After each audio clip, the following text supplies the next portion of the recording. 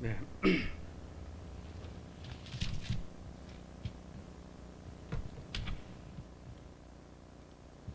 네, 오늘도 지난주에 이어서 사사기 말씀을 살펴보도록 하겠습니다. PPT 띄워주시죠. 네.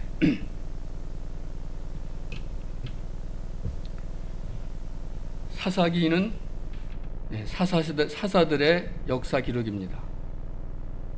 사사라고 하는 것은 재판관이라는 뜻이 있습니다. judges. 우리 오늘날의 판사와 그건 좀 다른 개념입니다. 이 판사는 죄의 형벌을 따져서 유죄 판결을 내리고 형벌을 선고하는 건데, 사사는 단순히 그런 판사 역할을 하는 것이 아니라 백성의 지도자입니다. 다시 말해서 이스라엘 민족의 지도자입니다. 전쟁이 일어났을 때 군 통수권자로서 백성을 인도해서 전쟁을 승리로 이끌게 하는 영웅입니다. 그래서 이스라엘 백성들을 구원한 사람입니다. 사사는 왕과 같은 존재입니다. 왕은 대대로 세습되지만 당시 사사들은 세습되지 않는 당대만, 본인만 왕과 같은 역할을 하다가 세습되지는 않습니다. 오늘날 대통령은 임기가 있지만 사사는 임기가 없습니다. 생이 마칠 때까지 주님께서 세우신 종으로서 역할을 충실하시다가 그 임무를 마치는 것입니다.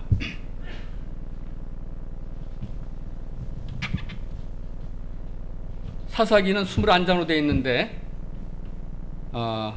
핵심장은 2장입니다. 2장 11절부터 보면 이스라엘 자손이 여호와의 목전에 악을 행하여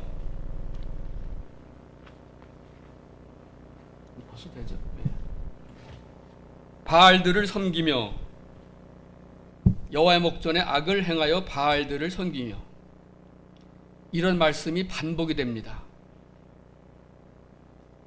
6장 1절에 이스라엘 자손이 또 여호와의 목전에 악을 행하였으므로, 3장 7절 12절, 4장 1절, 10장 6절, 13장 1절, 이와 같은 말씀이 반복이 됩니다. 여호와의 목전에 악을 행하여, 또 여호와의 목전에 악을 행하였으므로, 다시 여호와의 목전에 악을 행하였으므로.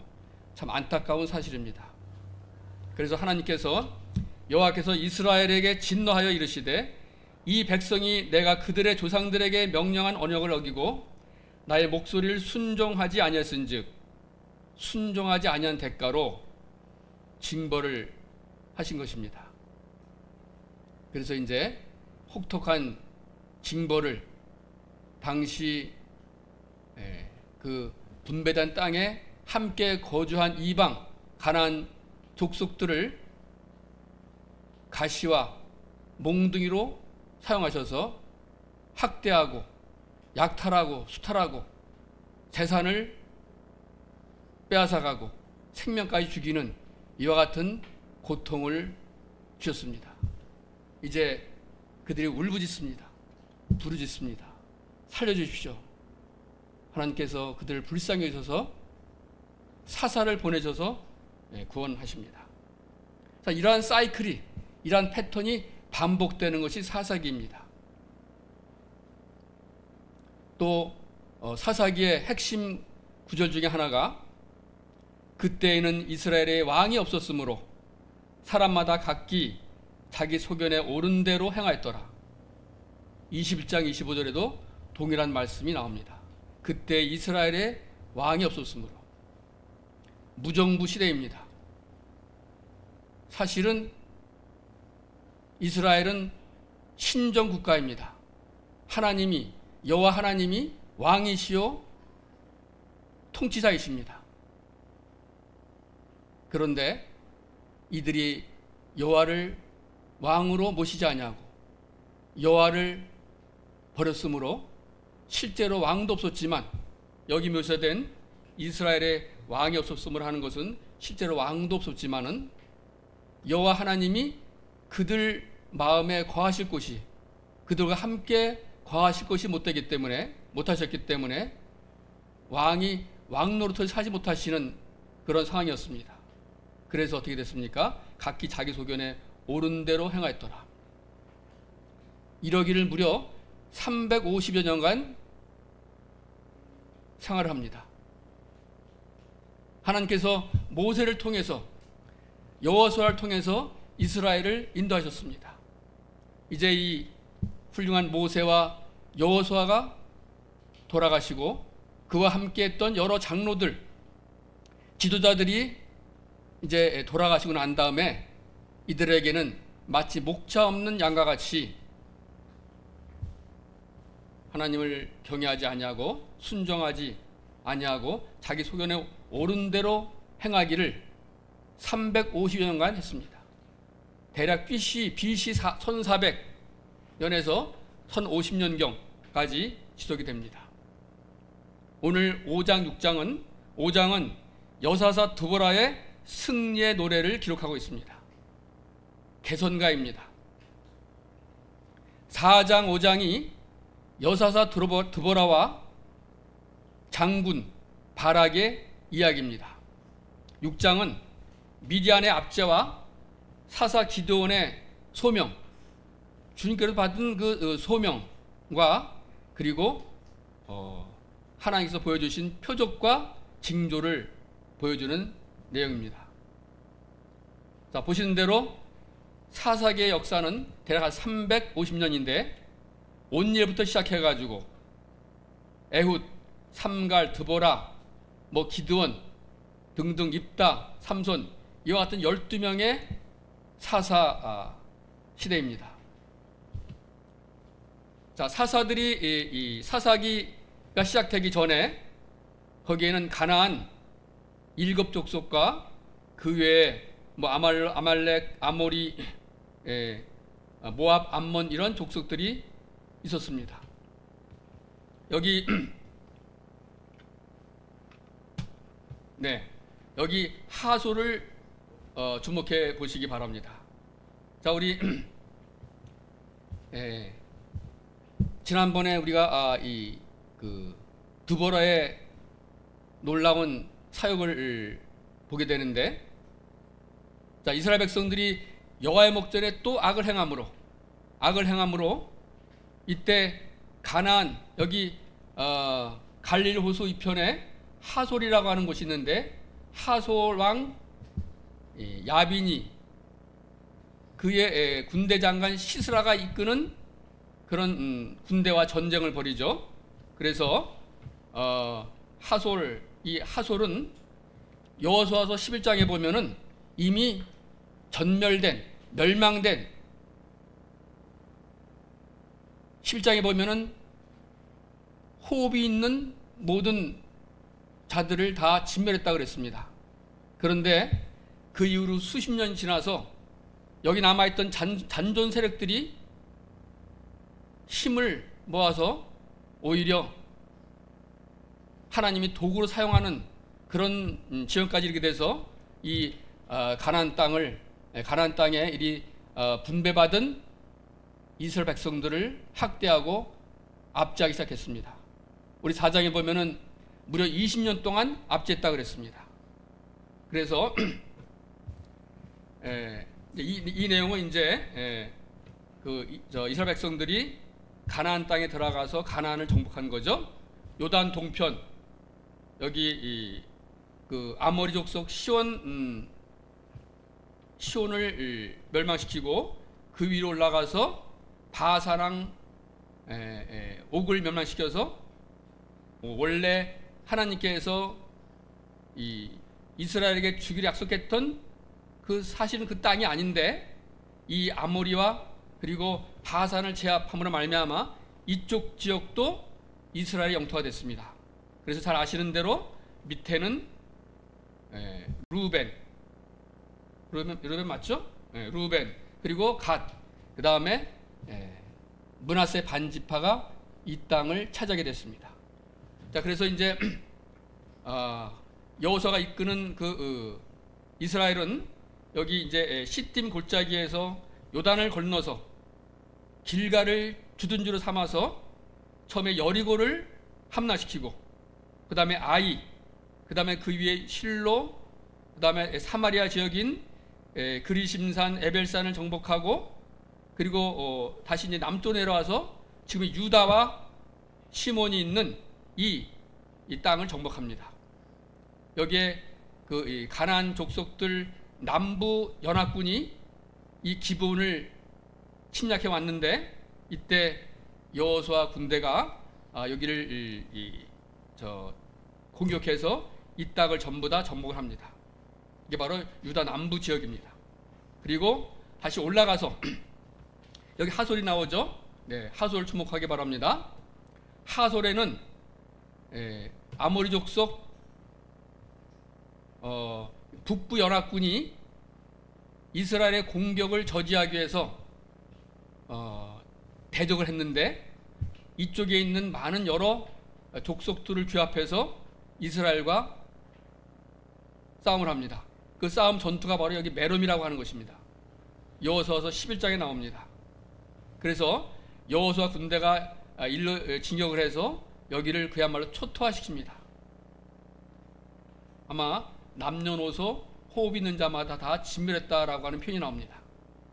그런데 그 중에서 살아남은 자들이 세력을 얻어서 수십 년이 지난 후에 이스라엘 백성들이 하나님을 순종하지 아니하고, 그리고 우상을 숭배하고 하나님의 진노를 삼으로 말미암아 하나님께서는 이 하솔을 이용해서 몽둥이와 가시 역할을 하게 합니다. 근데 어쨌든 그때 당시에 이 하솔을 이제 이쪽을 다 멸망시키죠. 자, 그런데 이제 여호수아가 그 12지파를 분배합니다. 이것이 이제 12지파되죠. 네. 밑에 시몬부터 시작해 가지고 유다, 베냐민, 그다음에 단, 에브라임, 므낫세, 이사갈, 스불론, 아셀, 납달리, 그리고 여기 므낫세 북쪽, 그리고 여기 므낫세 남쪽. 이 므낫세 남쪽은 므낫세의 장자가 마길입니다. 마길은 그 외아들이라 그래요. 이 마길 족속이 세운 분배받은 땅이 바로 므낫세 남이고, 그 다음에 이쪽은 보통 길앗이라 그럽니다.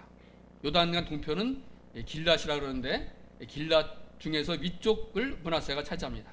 그래서 므낫세는 이 두 지파가 땅을 차지했습니다. 그리고 이제 단도 역시 둘이죠. 원래 이 단은 유다 위쪽, 그 다음에 베냐민 밑이고, 베냐민 옆에 에브라임 밑입니다. 이 단도 상당히 비옥한 땅이죠. 그런데 이 단 족속은 자기가 분배받은 땅을 제대로 정복하지 못하고 오히려 거기 원주민들한테 공격을 받아서 평지에 살지 못하고 산지라든지 이렇게 궁색한 곳에 살다가 뭐 더 좋은 곳이 없나 싶어가지고 위로 올라갔습니다. 그래서 위로 올라가서 여기 갈릴리 호수 지나서 단이라고 곳이 나오죠. 여기 원래 이름은 라이스입니다. 라이스, 단 라이스. 원래 라이스라고 하는 지명인데 이쪽에 편안히 살고 있는 사람들을 멸망시키고 여기 땅을 차지해서 자리 잡은 곳이 바로 단입니다. 단은 사실상 그렇게 바람직하지 못한 그런 일을 했죠. 단은 이스라엘이 멸망할 때까지, 바벨론에서 멸망할 때까지 계속해서 우상을 섬기는 그러한 그 족속으로, 지파로 불명예스러운 그러한 지파라고 볼 수가 있습니다. 자, 그런데 자, 이건 역시 이제 12지파죠. 여기 보면은 파랗게 칠한 부분이 있고 붉게 칠한 부분이 있습니다. 여호수아가 이스라엘에게 12지파를 나눠줬지만 완벽하게 이 땅이 다 정복된 것이 아닙니다. 아직 정복되지 않은 땅이 이렇게 많아요. 이것은 각 지파의 몫입니다. 그래서 뭐 유다 지파건 베냐민 지파건 에브라임 지파건 자기가 분배받은 저희 뽑아서 분배받은 땅에 여전히 가나안 원주민들이 살고 있는데 그 가나안 원주민들을 정복하고 몰아내야 될 책임이 각 지파에게 있습니다. 그런데 여호수아 그리고 그 훌륭한 장로들이 다 이제 세상을 떠난 다음에 이들은 그 임무를 완수하지 못했습니다.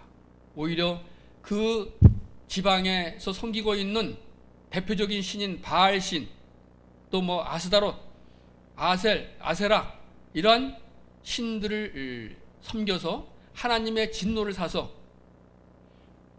처음에 언급했던 대로 다른 신, 곧 그들의 주위에 있는 백성들의 신들을 따라서 그들에게 절하며 여호와를 진노하시게 하였으되, 그래서 이 남은 잔존 세력에 의해서 오히려 역공을 당하는 그러한 그 형편이 된 것이죠.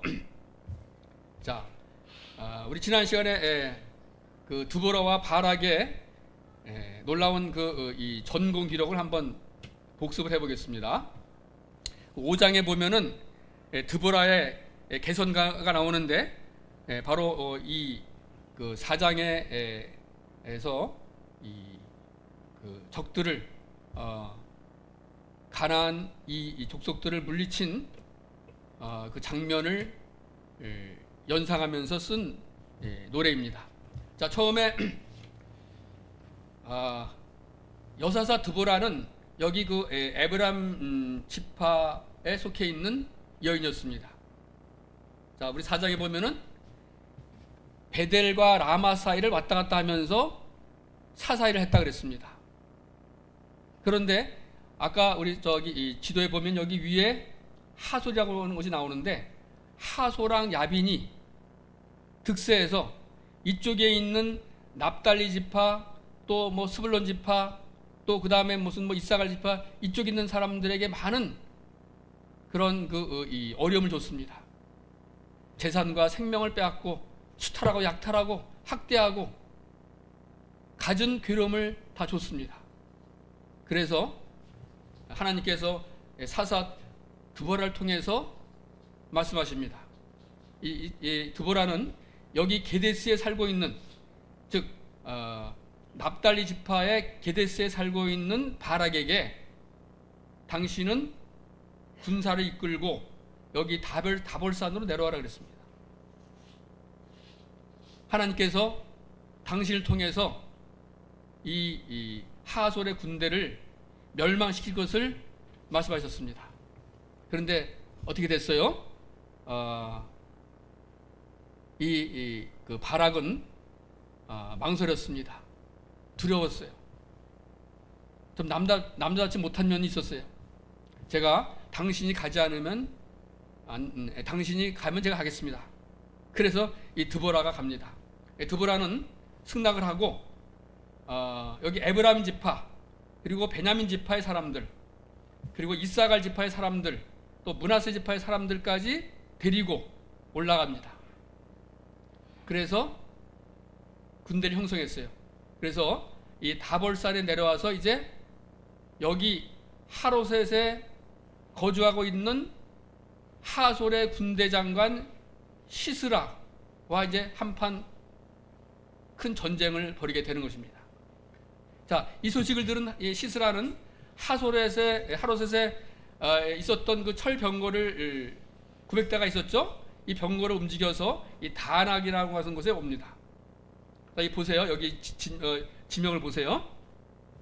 여기는 이제 갈멜산이 있고, 그리고 무깃도가 있습니다. 기손강이 흘러가요. 자, 여기 다볼산이 있어요. 여기는 안 보입니다만은 다볼산 왼쪽에는 나사렛이란 동네가 있습니다. 높은 지역에 있어요. 다 높은 지역입니다. 나사렛, 갈멜산, 또 무깃도 언덕, 다볼산, 그 밑에 모래 언덕이라고 하는 모래산이 있습니다. 그 밑에 길보아산이 있죠. 사울이 죽임을 당한 길보아산. 이게 다 산지로 둘러싸여 있습니다. 산지로 둘러싸여 있는 이 부분이 바로 분지예요. 이것이 바로 유명한 이스라엘 골짜기입니다. 이스라엘 골짜기. 말이 이스라엘 골짜기이지 이것은 대단한 평야입니다. 아주 비옥한 평야예요.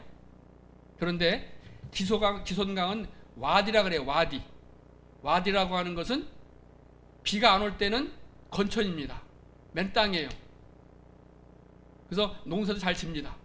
그러나 비가 한번 왔다고 하면은 아주 범람합니다. 하필이면 그때 건기에 비가 와가지고 여기 하솔의 군대를, 시스라 군대를 그야말로 초토화시키고 멸망시킨 거죠. 자, 그런 지형을 좀 한번 살펴보겠습니다. 자, 구체적으로 다시 보겠습니다. 여기 이 게데스에서 다볼산으로 옵니다. 아까 여기 나사렛이 있다 그랬죠? 옆에 나사렛이 있고 다볼산이 있고 여기 안 보입니다. 모래산이 있고 길보아산이 있고 무깃도 언덕이 있고 갈멜산이 있고 옆에 기손강이 흐릅니다. 이 일대가 바로 이스라엘 평야예요. 수많은 전쟁이 바로 이 이스라엘 평야에서 이루어집니다.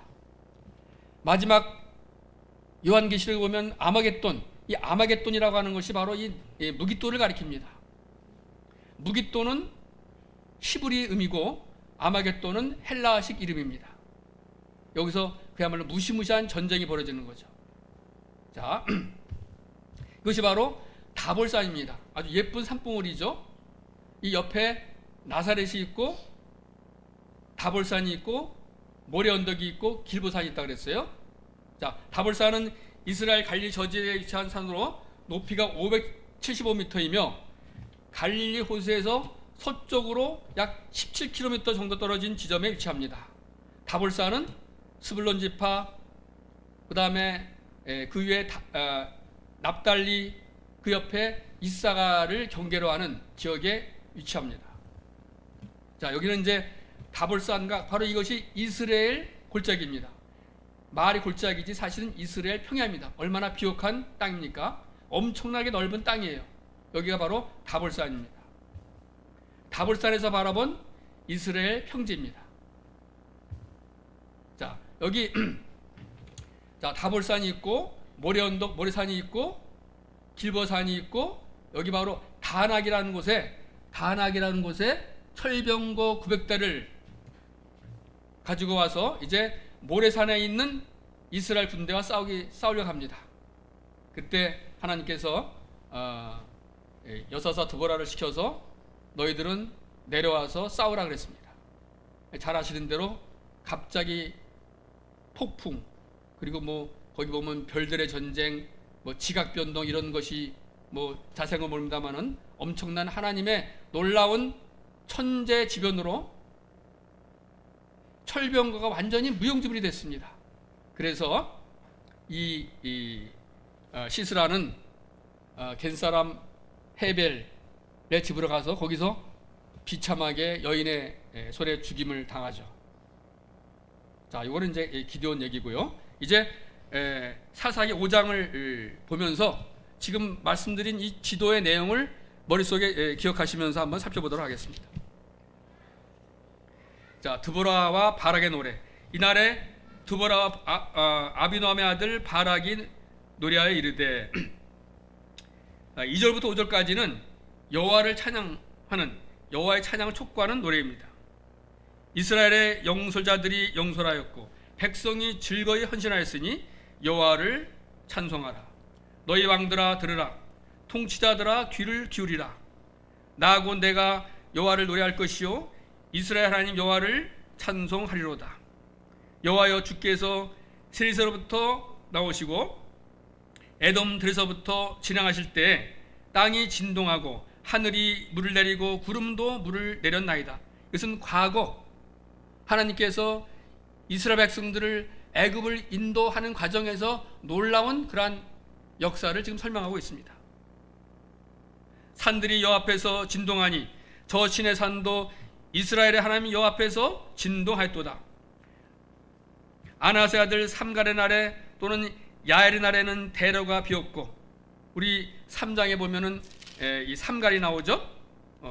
에우투에는 아나세 아들 삼갈이 있어 소모는 막대기로 블레 사람 600명을 죽였고 그도 이스라엘을 구원하였더라.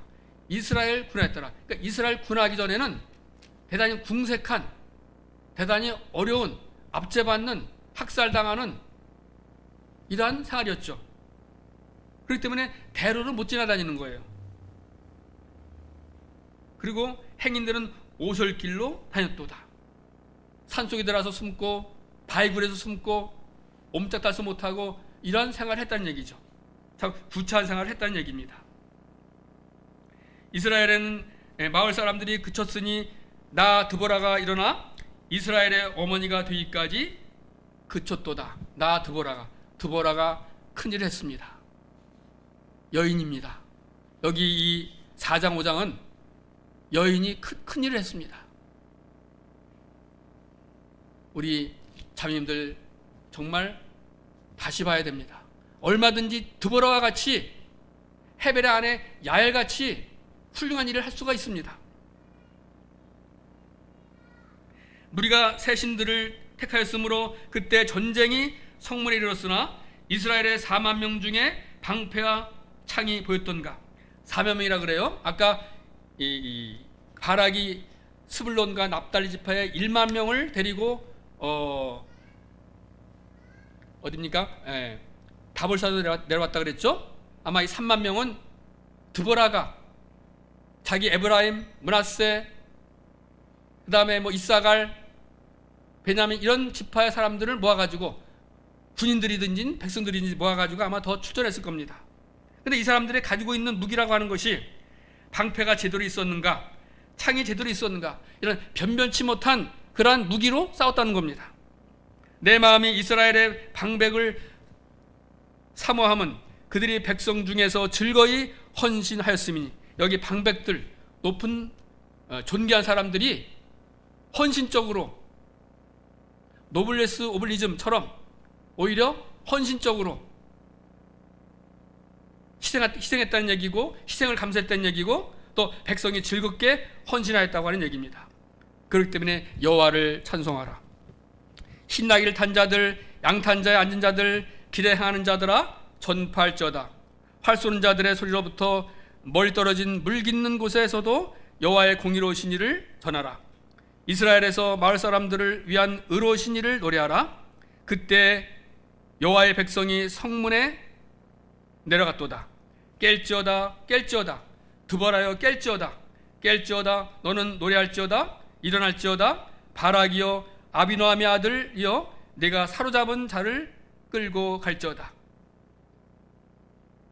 드보라의 분기탱천하는, 분발해서 의분을 일으켜서 여자이지만 성령의 감동을 주체할 수 없어서 그런 힘을 가지고 출전했고 승리했습니다. 하나님이 도우셨어요. 깰지어다 깰지어다. 의분을 일으킵니다. 분기합니다.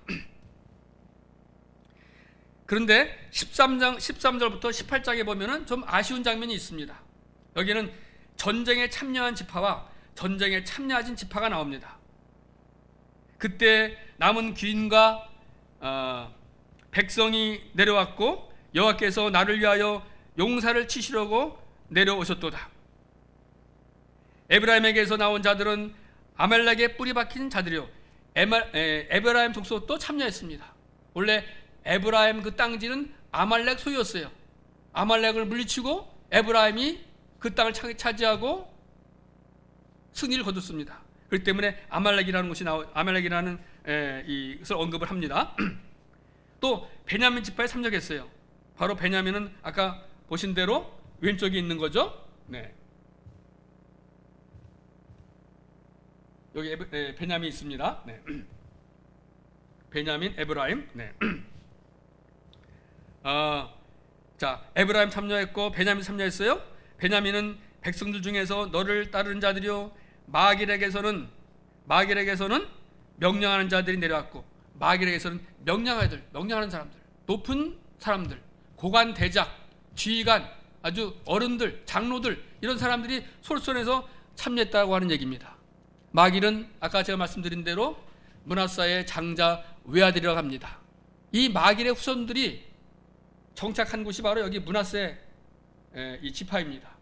에브라임 위에 므낫세가 있죠. 여기 지중해를 끼고 므낫세 지파가 꽤 큽니다. 네. 여기 므낫세에 길보아 산이 있고 뭐 유명한 뭐 오브라가 있고 그렇습니다. 네.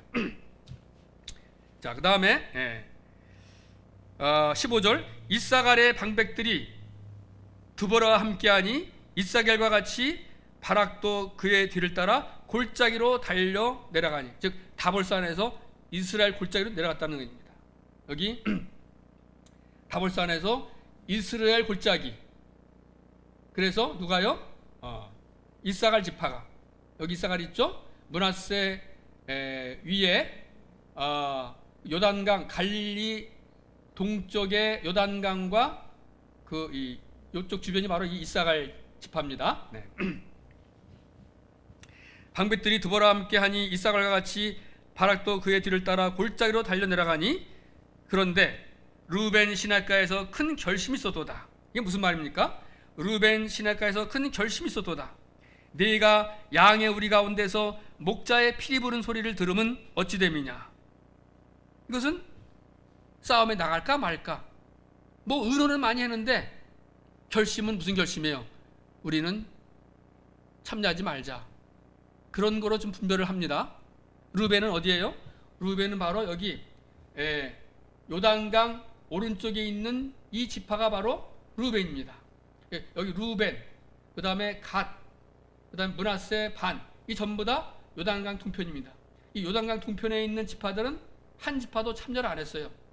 강만 건너면은 되는데, 자, 이와 같이 모세가 죽고 여호수아가 죽은 다음에는 한 사람의 위대한 지도자에 의해서 일사불란하게 뭔가를 이루지 못하고 각자 흩어져서 합력해서 선을 이루어야 함에도 불구하고 나몰라라 하는 거죠. 때에 따라서 수수방관하는 겁니다. 여기 루벤은 여기 이 땅에는 얼마나 많은 이 양들이 있습니까? 목초지죠. 우리는 양을 돌봐야 되는데, 그래서 여기 목자라는 표현이 나옵니다. 네가 양의 우리 가운데 앉아서 목자의 필이나 부르면서 수수방관하고 참여하지 않았다는 얘기입니다. 이걸 비판하는 거죠.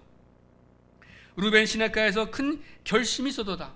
약간 좀 조롱하고 비난하는 듯한 그런 표현이죠. 결심만 했지 참여는 안 했어요.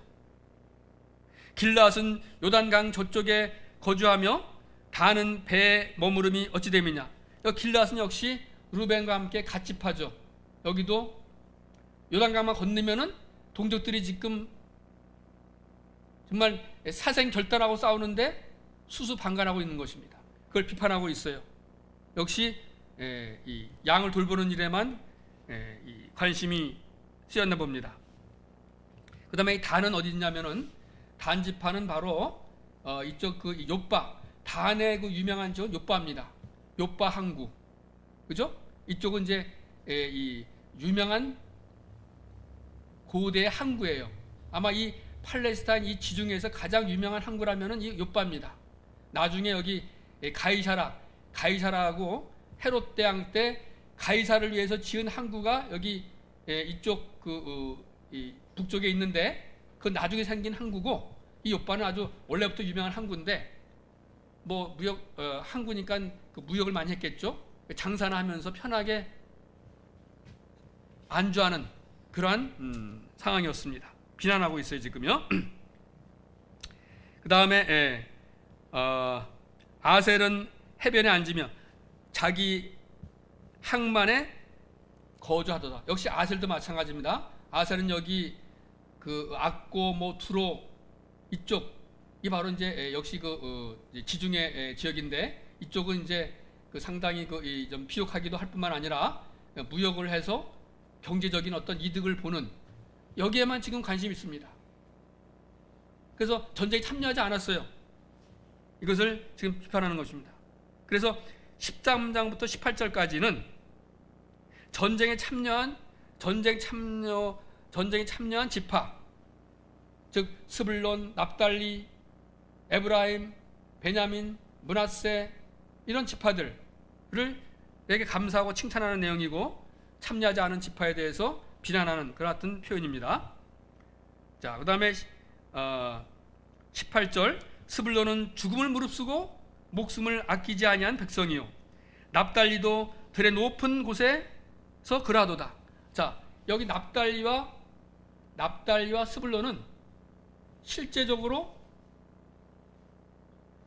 여기 이 하솔의 영향권에 있는 하솔의 공격받기에 가장 쉬운 그러한 지역이기 때문에 아주 많은 그러한 피해를 봤을 것입니다. 그렇기 때문에 여기는 그야말로 죽기 살기로 싸웠겠죠. 어쨌든 이 스불론과 납달 지파는 여기 있는 표현대로 죽음을 무릅쓰고 목숨을 아끼지 아니한 백성이요 납달리도 들의 높은 곳에서 그러하도다. 자, 그 다음에 19절부터 보면 이제 여호와께서 도우셔서 이스라엘 승리하는 모습을 봅니다. 19절, 왕들이 와서 싸울 때 가나안 왕들이 무깃도 물가 다한악에서 싸웠으나. 그래서 여기 이 다한악에서 여기 무깃도 밑에 다한악에서 이 철병거들, 이 평지가 얼마나 싸움하기 좋아요? 비만 안 오고 평평한 땅이면은 그야말로 당할 수 없는 무적이죠. 그런데 하나님이 도우셨어요. 자, 은을 탈취하지 못했도다. 전공을 세우지 못했고 전리품을 얻지 못했다는 얘기죠. 왜? 패배했으니까. 전리품을 얻기는커녕 목숨도 잃은 거 아니겠어요? 네. 자, 별들이 하늘에서부터 싸우되 그들이 다니는 길에서 시스라와 싸도다. 별들이 싸웠어요. 하나님이 개입하신 겁니다. 기손강은 그 무리를 표류시켰으니. 자, 아까 말씀드린 대로 갈매살 옆에는 기손강이 흐릅니다. 여기에서 그 흐르는 물이 마치 굉장한 그런 홍수를 이루는 것처럼 아마 그랬는지 모르겠어요. 표류했다 그러니까. 평상시에는 그렇지 않은데, 건기에는 그러지 않은데. 자, 그래서 이 기손강은 옛 강이라 내 영혼아 내가 힘있는 자를 밟았도다. 그때 군마가 빨리 달리니 말굽소리가 땅을 울리도다. 여호와의 사자의 말씀에 메로스를 저주하라.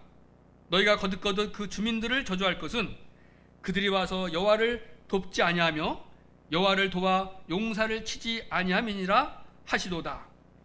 여기 메로스를 저주하라고 하는 말씀이 나오는데, 뭐 메로스가 어딘지는 뭐 구체적으로 잘 모르겠습니다.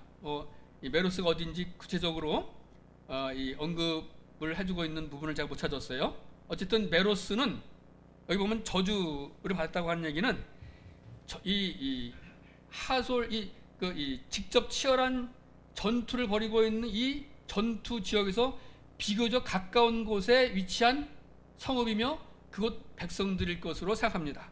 그런데 이 메로스는 역시 수수방관했어요. 참여하지 않았습니다. 동료들의 그 어려움을 외면했어요. 저주했습니다. 저주 받을 만한가요? 네. 너희가 거듭거듭 그 주민들을 저주할 것은 그들이 와서 여호와를 돕지 아니하며 여호와를 도와 용사를 치지 아니함이니라 하시도다. 여호와를 돕는다는 표현을 했네요. 여호와 하나님께서 뭐 누구한테 도움을 받으실 분이 아닌데, 이것은 이제 실제로 몸으로 참여해서 전쟁에 참여하지 않았다는 것을 잘 표현해 주는 말씀인 것 같습니다. 자, 24절부터 보면은 또 놀라운 장면이 나옵니다. 겐 사람 헤벨 안에 야엘은 다른 여인들보다 복을 받을 것이니 장막에 있는 여인들보다 더욱 복을 받을 것이로다. 이 거듭 복에 대해서 얘기합니다. 왜 이 여인이 복을 받습니까? 엄청난 일을 했어요. 여인으로서 남자도 쉽게 할 수 없는 그런 엄청난 일을 했어요. 어떤 일을 했습니까? 시스라가 물을 구하매 우유를 주되 곧 엉긴 우유를 귀한 그릇에 담아 주었고 손으로 장막 말뚝을 잡으며 오른손에 일꾼들의 방망이를 들고 시스라를 쳐서 그의 머리를 뚫되 곧 그의 관자놀이를 꿰뚫었도다. 엄청나죠? 아유, 얼마나 대단한 일을 했어요, 여인이. 이 시스라는 지금 그래도 뭔가 친하다고 생각하는 헤벨의 집에 갔어요. 더군다나 이 남편은 지금 어디 갔는지 안 보여요? 옆에 있었는데 아마 언급이 안 됐는지도 모르겠어요. 주인공은 야엘이니까 야엘이 따뜻하게 영접했습니다. 그러니까 마음 놓고 이제 우유도 마시고 편안하게 잤어요. 옆으로 잤는지 모르겠습니다. 옆으로 자면 어떻게 돼요? 여기 간자놀이에요. 여기 급수입니다. 급소예요. 여기 급소입니다. 이거를 글쎄 이 무자비하게 말뚝을 뽑아가지고, 아마 이 여인은 이 광야에서 거칠게 살았기 때문에 이 거친 일도 마다하지 않는 여인이었습니다. 그래서 뽑아가지고 그 망치 있잖아요. 이게 쇠망치인지 그때 당시 뭐 나무망치도 되겠죠? 자고 있는 이 시스라의 관자놀이를 향해서, 이 사람이 깨면 안 되잖아요. 조심조심 신중하게 한 번에 끝내야 돼요. 한 번에 끝내지 않으면 자기가 죽을 수도 있어요. 아, 대단합니다. 그냥 한 번에, 그냥 다윗이 물맷돌로 한 번에 골리앗을 물리친 것처럼 이 여인도 한 번에 섰습니다. 한번 상상해 보세요. 여인도 할 수 있습니다. 이 여인은 무자비하고 잔인하다고 우리가 비난할 수 있어요? 평상시에 도덕 윤리와 전쟁의 윤리는 틀립니다. 우리는 이런 일반적인 도덕 윤리로 따지는 게 아니에요. 하나님이 세우신 사람들을 보면은 일반적인 윤리로 그 사람을 가치를 평가할 수 없어요. 라합도 그랬어요. 다말도 그랬어요. 하나님이 보시는 가치관, 하나님이 보시는 진정한 선행은 무엇이냐? 여인은 복받을 짓을 했습니다.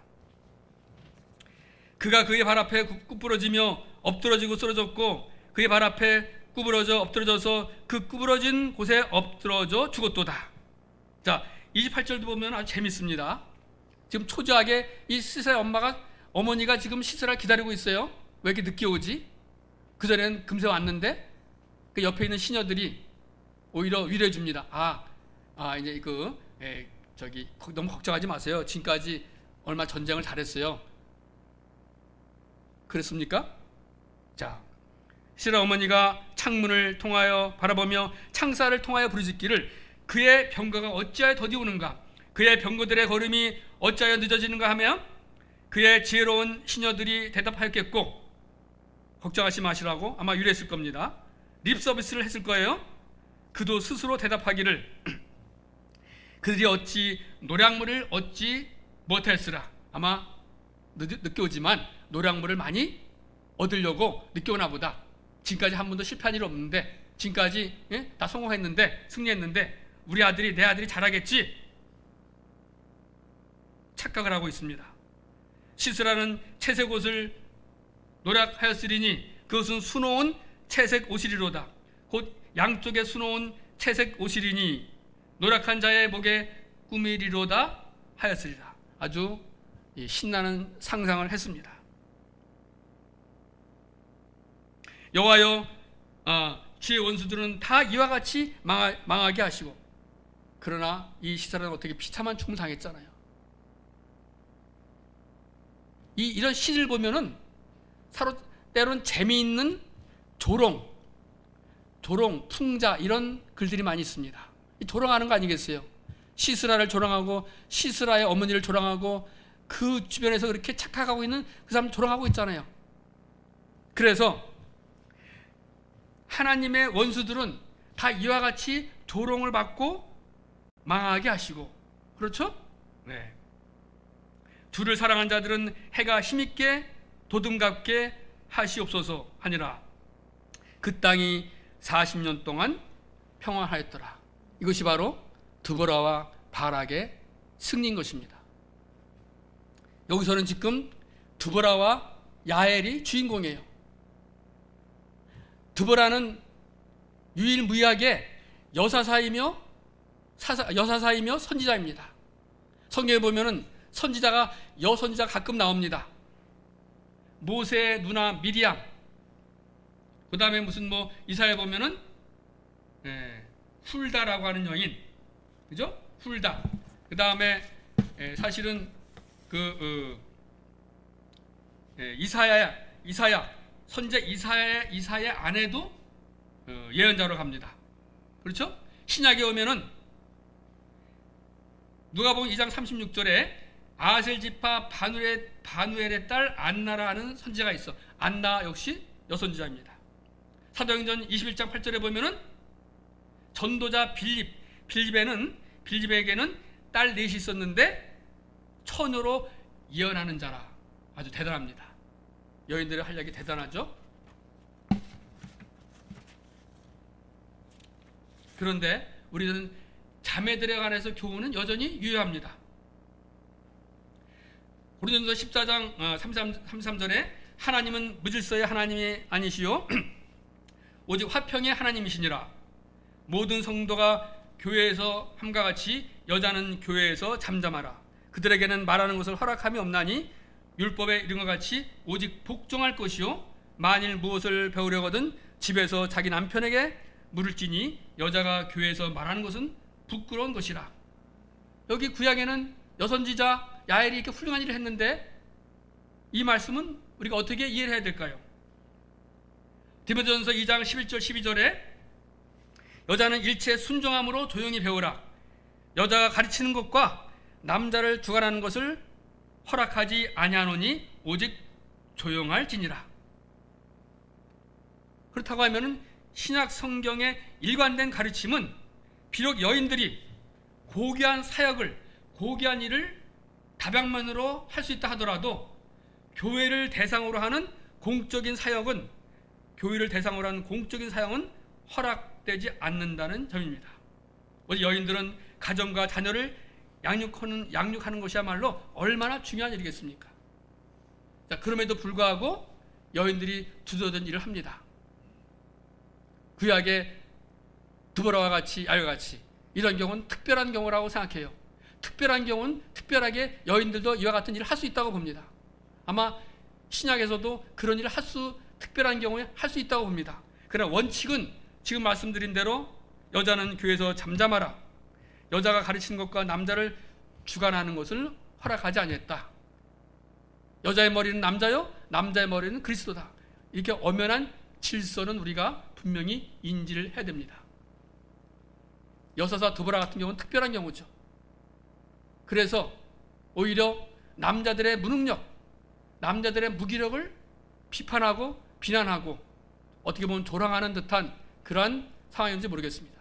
난세, 이렇게 어려운 세대, 왕이 없었고 자기 소견에 옳은 대로 행하던 이 세대에는 때에 따라서 이와 같이 그 특별한 경우에 여인들도 사용해서 일을 할 수 있다고 봅니다.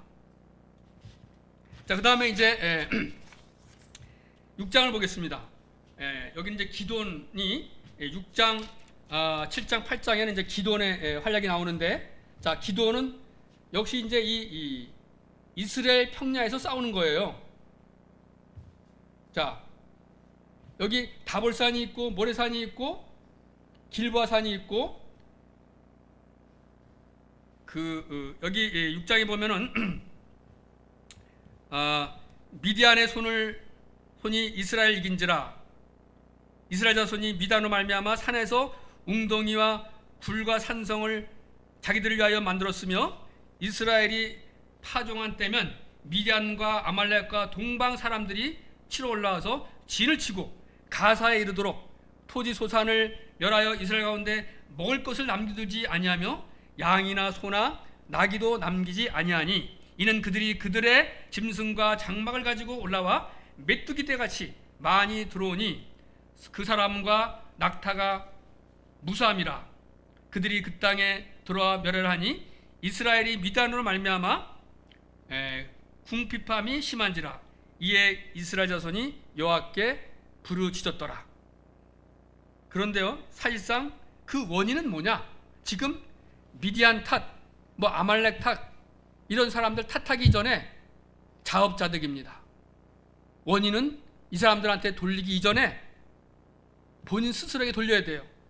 6장 1절에 보면은 이스라엘 자손이 여호와의 목전에 악을 행하여, 제가 처음에 언급한 대로 계속해서 반복합니다. 2장, 3장, 4장, 6장, 10장, 13장 이스라엘 자손이 또 여호와의 목전에 악을 행하였으므로 여호와께서 7년 동안 그들을 미디안의 손에 넘겨주시니, 그것이 바로 원인입니다.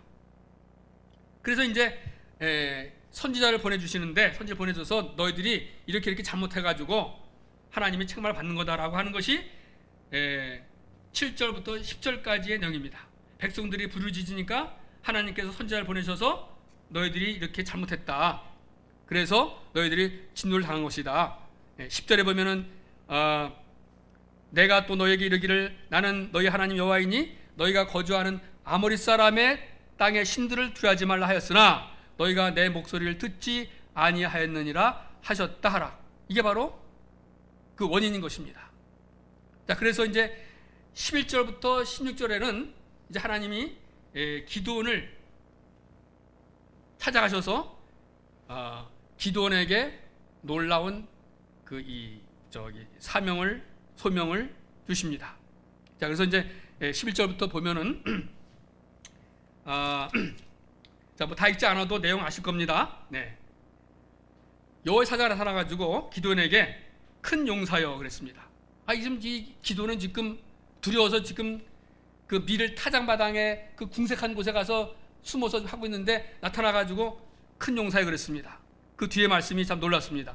여호와께서 너와 함께 계시도다. 기드온이 큰 용사인 것은 본인도 그렇고 타인도 그렇고 기드온은 작은 자라고 생각하는데 하나님이 큰 용사라고 하신 것은 그 뒤에 말씀이 입증하는 말씀인 것입니다. 여호와께서 너와 함께 계시도다. 그래서 이제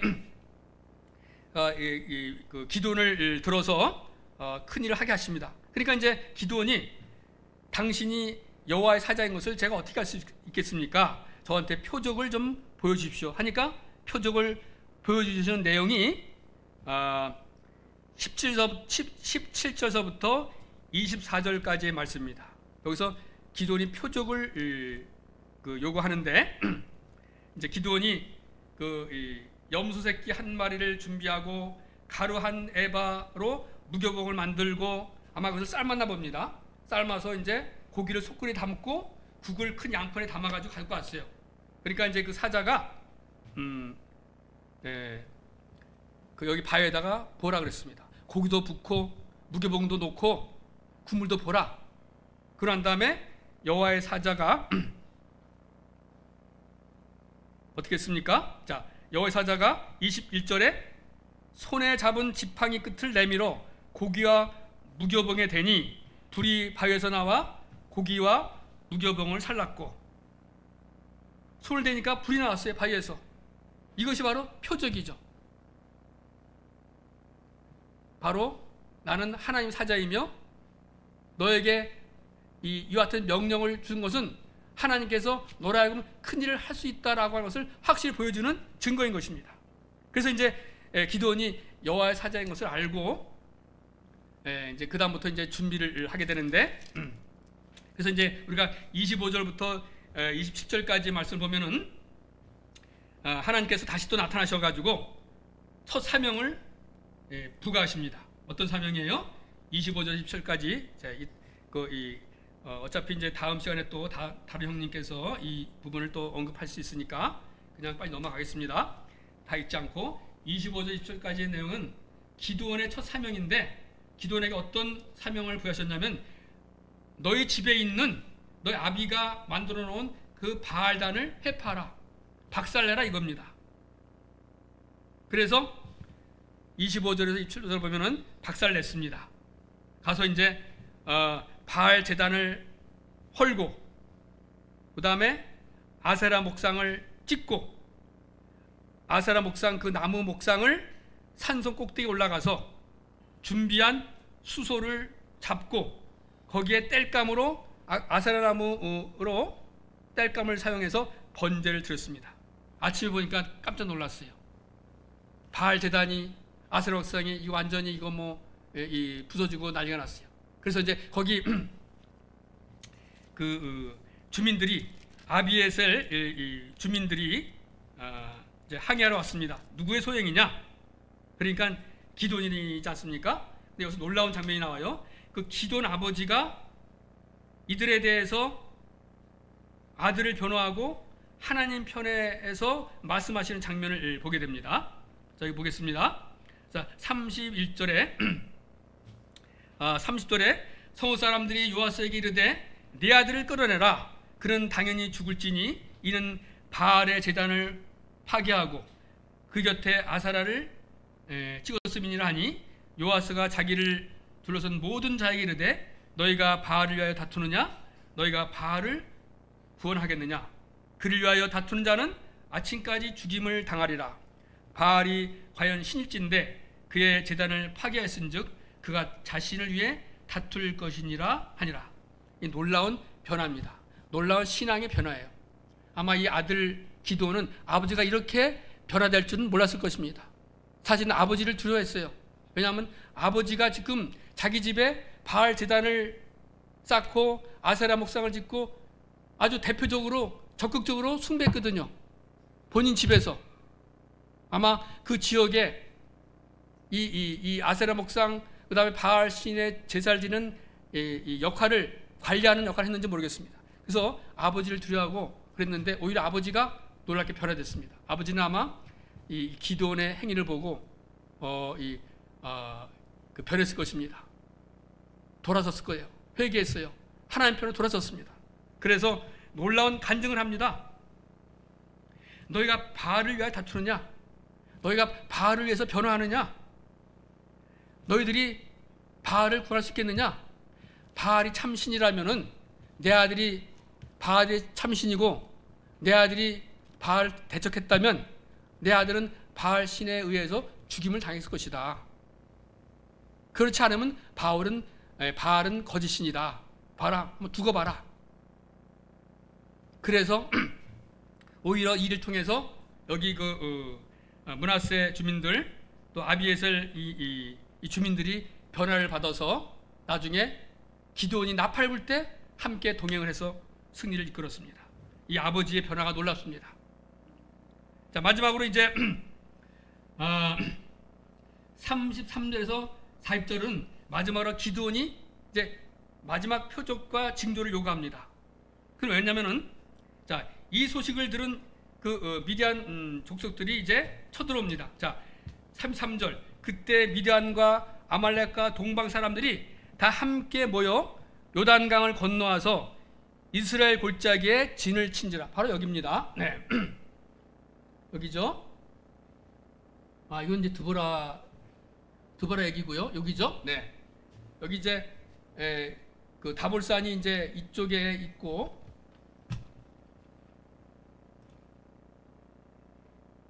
여기 모래산이 있고 저 길보아산이 있고 여기 하로셈이 있습니다. 재밌는 저기 7장에 보면 여기 이제 그 300명의 용사를 뽑을 때 처음에 뭐 1만 명 뭐 몇 명 있었는데 다 보내고 여기서 이제 300명을 추리는데 보세요. 이쪽에 있는 사람은 그저 그냥 엉거주춤해서 물을 떠서 손으로 먹고 마시는데 여기 있는 사람은 전부 다 무릎 꿇거나 엎드려서 지금 개가 물을 하는 것처럼 했습니다. 그래서 여기서 이제 300명을 추려내잖아요. 참 재밌는 표현입니다. 어쨌든 이스라엘 군인들은 이제 여기 보면 이제 그렇죠. 므낫세죠. 므낫세 지파니까 므낫세와 그쪽 주변 뭐 스불론, 납달리, 뭐 이사갈, 아셀 이런 지파들이 여기 하로셈에 300명이 있고 그 다음에 여기 모래산 밑에 이스라엘 평지 여기에 지금 누가 있습니까? 미디안. 여기 보면은 미디안, 아말렉, 동방 사람들이 아주 떼거지로 몰려와서 싸움을 걸고 있습니다. 자, 35절에 기드온이 또 사자들을 온 므낫세에 두루 보내며 그들이 모여서 그를 따르고. 자, 처음에 아버지가 변화됐어요. 처음에 물론 이제 기드온 자신이 변화됐습니다. 기드온 자신이 용기를 얻었어요. 소심한 사람이 아버지를 변화시켰어요. 가족을 변화시켰습니다.